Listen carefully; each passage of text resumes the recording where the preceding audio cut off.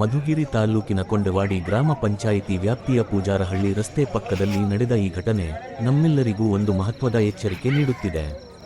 ಮದ್ಯಪಾನ ಮಾಡಿ ವಾಹನ ಚಾಲನೆ ಮಾಡಿದ ಚಾಲಕನೊಬ್ಬ ಕಾರಿನ ನಿಯಂತ್ರಣ ಕಳೆದುಕೊಂಡ ಪರಿಣಾಮ ರಸ್ತೆ ಬದಿಯ ಅಂಗಡಿ ಒಳಗೆ ಕಾರು ನುಗ್ಗಿದೆ. ಈ ಅಪಘಾತದ ವೇಳೆ ಅಂಗಡಿಯಲ್ಲಿ ಇದ್ದ ನರಸಮ್ಮ, ಜಗದೀಶ್ ಹಾಗೂ ಕೇವಲ 9 ತಿಂಗಳ ಮಗು ಗೌತಮ್ ಗಂಭೀರವಾಗಿ ಗಾಯಗೊಂಡು ಜೀವಾಪಾಯದ ಸ್ಥಿತಿಗೆ ತಲುಪಿದ್ದರು. ಈ ಸುದ್ದಿ ಜನರಲ್ಲಿ ಭಯ ಹುಟ್ಟಿಸಲು ಅಲ್ಲ, ಆದರೆ ಅರಿವು ಮೂಡಿಸಲು ಮತ್ತು ಇಂತಹ ಘಟನೆಗಳು ಮರುಕಳಿಸದಂತೆ ಎಚ್ಚರಿಕೆ ನೀಡಲು ಪ್ರಸಾರ ಮಾಡಲಾಗುತ್ತಿದೆ.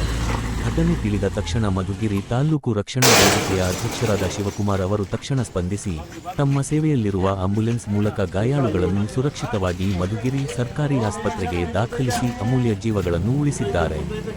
ಈ ಘಟನೆ ನಮಗೆ ಹೇಳುವ ಸಂದೇಶ ಸ್ಪಷ್ಟ: ಮದ್ಯಪಾನ ಮಾಡಿ ವಾಹನ ಚಾಲನೆ ಮಾಡುವುದು ಕೇವಲ ಕಾನೂನು ಉಲ್ಲಂಘನೆಯಲ್ಲ, ಅದು ನಿರಪರಾಧಿಗಳ ಜೀವಕ್ಕೆ ಅಪಾಯ.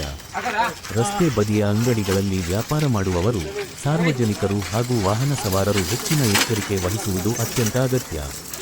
ಒಂದು ಕ್ಷಣದ ಅಜಾಗರೂಕತೆ ಜೀವನ ಪೂರ್ತಿ ನೋವಿಗೆ ಕಾರಣವಾಗಬಾರದು. ಎಚ್ಚರಿಕೆಯಿಂದ ಇದ್ದರೆ ಅನಾಹುತಗಳನ್ನು ತಪ್ಪಿಸಬಹುದು. ಜನರ ಸುರಕ್ಷತೆ, ಜನರ ಸೇವೆ ನಮ್ಮ ಧ್ಯೇಯ. ಸ್ಥಳೀಯ ಸುದ್ದಿಗಾಗಿ ಸದಾ ನಿಮ್ಮೊಂದಿಗೆ.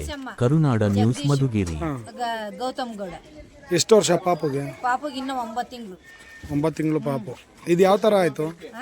ಯಾವ ತರ ಬಂದು ಕಾರು? ಅವರು ಒಳಗಡೆ ಬೋಂಡ್ ಹಾಕ್ತಿದ್ರಂತೆ, ಅಂಗಡಿ ಇತ್ತಲ್ಲ, ಅಂಗಡಿಗೆ ಕೆಲಸ ಮಾಡ್ಕೊಂತಾರೆ ಒಳಗಡೆ. ಈಗ ಕಾರ್ ಬಂದ್ಬಿಟ್ಟು ಒಳಗಡೆ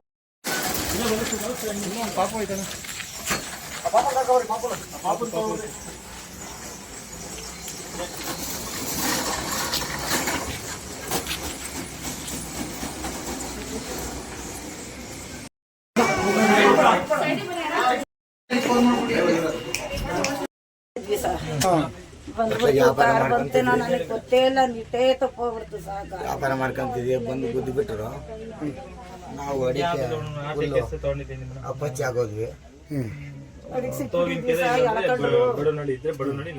ಎಷ್ಟು ವರ್ಷದಿಂದ ಅಲ್ಲಿ ಅಂಗಡಿ ಹಾಕೊಂಡಿದ್ದೀರಿ ನೀವು?